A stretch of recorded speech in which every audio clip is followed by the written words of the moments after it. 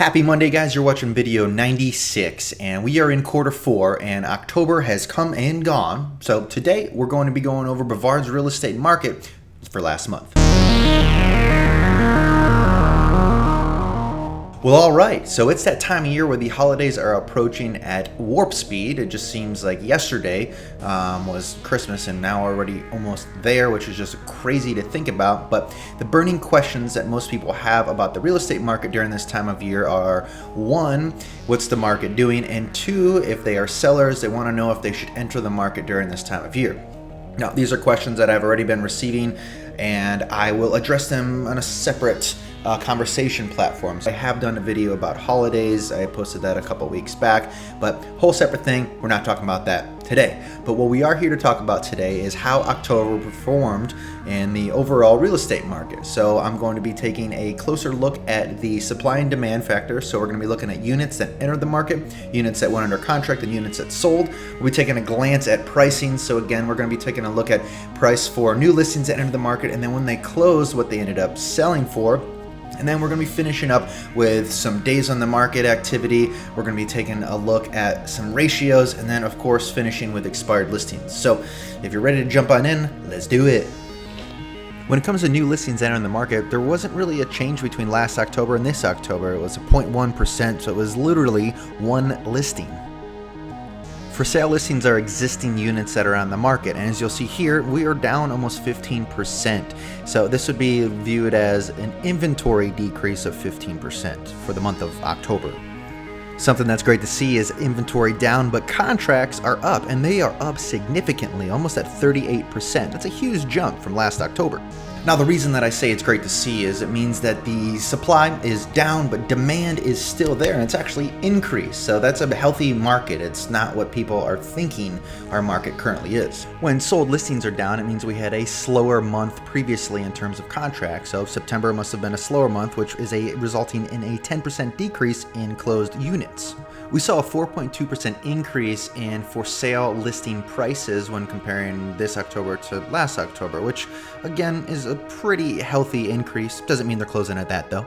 For sale listings were up 4.2% and contracts were up 3.6%. So the difference here, which is 0.6%, results in a decrease in listing price before properties go under contract.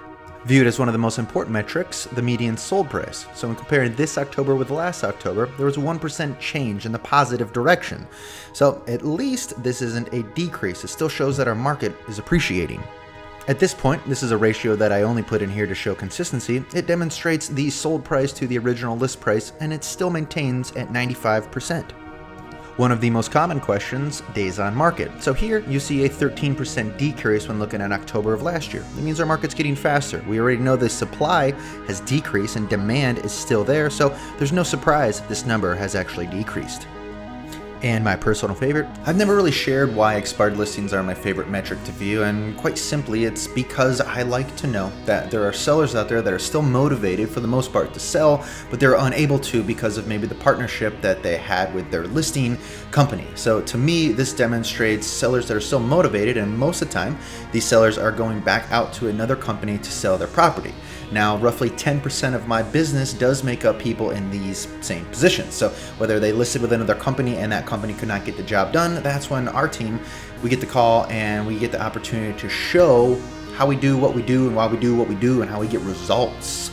Hashtag results. Expired listings. We saw a 5.5% increase from last October, which means properties are still sitting on the market and they're expiring due to a failure of selling. All right, so my three takeaways are all going to be combined in one, and then I'm going to tell you why, and then we'll work backwards. Trust me, it'll make some sense. So takeaways number 1, 2, and 3 in this order. So we saw a 14% decrease in supply, a 38% increase in demand, and a 0.6% increase in that sold price. Now, why does this even matter? Well, sold price at 0.6% of an increase shows that there wasn't this crazy appreciation level of sold units, which You might be thinking, why is that good? Well, what it is it's showing maintenance or maintaining a certain price point. So we wanted that. And then when you also see that the demand still exists, that's healthy. That shows this time of year there are still buyers out there when it should be slower. That's amazing. And then that supply decreasing shows that, hey, the saturated market that we had last year at its peak probably